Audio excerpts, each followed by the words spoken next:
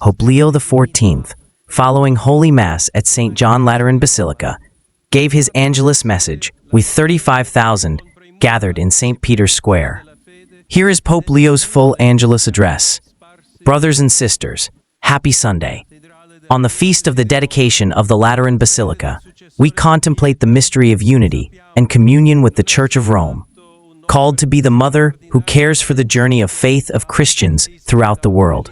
The Cathedral of the Diocese of Rome and the seat of Peter's successor, as we know, is not only a work of extraordinary historical, artistic, and religious value, but it also represents the driving force of the faith entrusted to and preserved by the apostles and its transmission throughout history. The greatness of this mystery also shines forth in the artistic splendor of the building, which, in its central nave, houses the 12 large statues of the apostles, the first followers of Christ and witnesses of the gospel. This points to a spiritual perspective, which helps us to go beyond the external appearance, to understand that the mystery of the Church is much more than a simple place, a physical space, a building made of stones. In reality, as the Gospel reminds us in the episode of Jesus' purification of the temple in Jerusalem, the true sanctuary of God is Christ, who died and rose again. He is the only mediator of salvation, the only Redeemer, the one who, by uniting himself with our humanity and transforming us with his love, represents the door that opens wide for us and leads us to the Father. United with him, we too are living stones of this spiritual edifice. We are the Church of Christ, his body, his members called to spread his gospel of mercy, consolation, and peace throughout the world, through that spiritual worship that must shine forth above all in our witness of life. Brothers and sisters, we must train our hearts to have this spiritual outlook.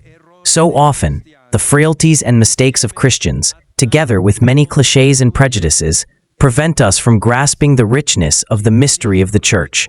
Her holiness, in fact, is not dependent upon our merits, but in the gift of the Lord, never retracted, that continues to choose, as the vessel of its presence, with a paradoxical love, the dirty hands of men.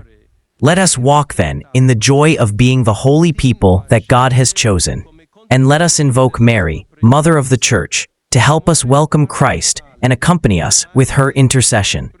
After the Angelus prayer, the Pope said, "Dear brothers and sisters, I express my closeness to the people of the Philippines, who have been hit by a violent typhoon.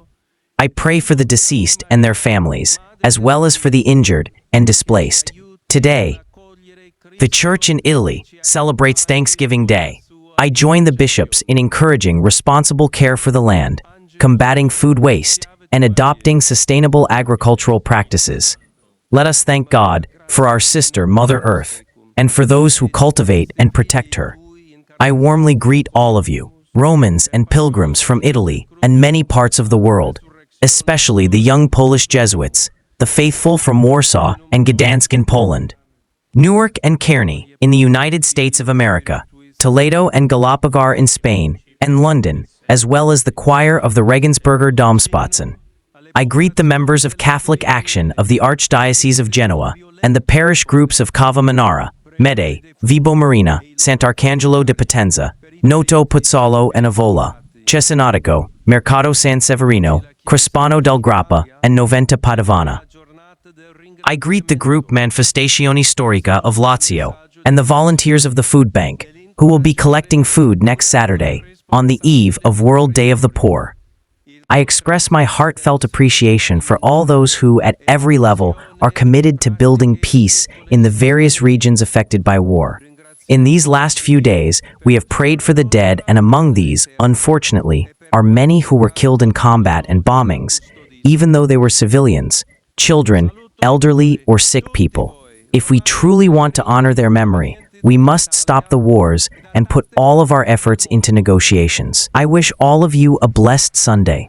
Benedicat vos omnipotens Deus, Pater et Filius et Spiritus Sanctus. Amen. Amen.